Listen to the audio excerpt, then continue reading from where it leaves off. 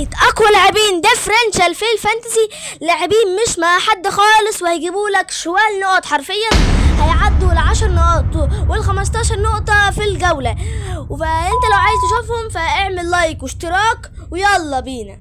واقوى حارس ديفرنشال هو كيلر، اللاعب المنتقل حديثا لبرينفورد ب4.5 مليون، وانا شايف اللي هو بصراحة يعني عنده جدول كويس، وهو ب4.5 وبيلعب اساسي، وهو حارس كويس يعني، وانا شايف بصراحة اللي هو ده اكتر حارس ديفرنشال حلو.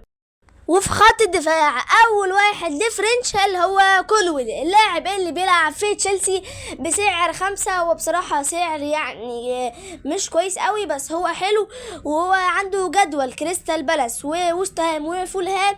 انا شايف اللاعب جدوله كويس جدا، ممكن يعمل مساهمة تهديفية في الكورنرات، وهو بصراحة ديفرنشال جدا، محدش كتير جايبه وملكيته قليلة، وانا شايف ان كولويل بصراحة اقوى مدافع ديفرنشال. وتاني مدافع ديفرنشال هو الكينج بيدرو بورو، الظهير الطيارة، لاعب توتنهام باك اليمين، عنده جدول كويس يعني، وهو ب4.5، وعنده اول ماتش ليه بيرلي، ودي فرصة كويسة جدا ليه يطلع بجون او اسيست، وكمان ممكن يخش في البونص.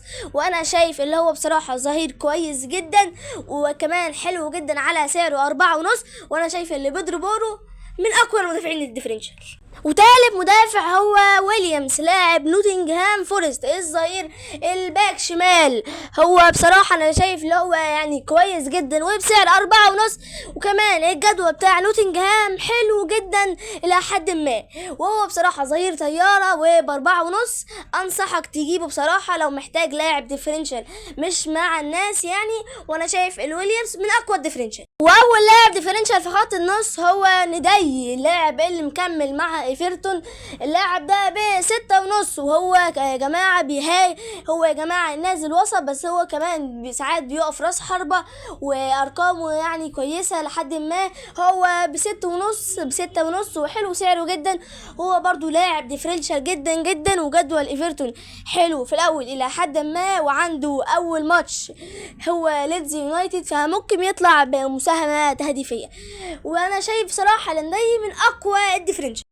وتاني لاعب ديفرنشال هو هاري ويلسون، اللاعب اللي بيلعب في فولهام، وما بصراحة قدمه في البري سيزون حاجة فظيعة جدا، جايب 3 اجوان وعامل اسيست، وشكل فولهام عاملين فورمة جامدة جدا على فكرة، واللاعب ده متألق في البري سيزون وممكن ينزل يعني، اللاعب ده بسعر كويس جدا وانا انصحك بيه.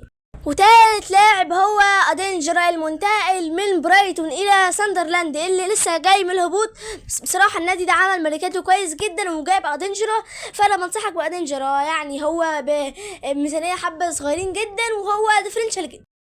والناس محتارين في خط الهجوم، فانا لقيت لك الحل. اول لاعب هو ويلبك، اللاعب مهاجم برايتون، اللاعب ده سعره كويس جدا وعنده جدول كويس وكمان ديفرنشال جدا. وتاني لاعب هو جواو بيدرو، مهاجم تشيلسي ب7.5، هو اللاعب ده بصراحة ديفرنشال ممكن يجيب نقاط عالية جدا، هو كمان لما الاداء في كاس العالم كان كويس جدا، وهو ب7.5. فانا كده بخلصت الفيديو ده، عايزك تشترك في القناة وتعمل لايك، ولو عايزني اقيم تشكيلتك اكتبها في التعليقات وانا هقيمها. سلام.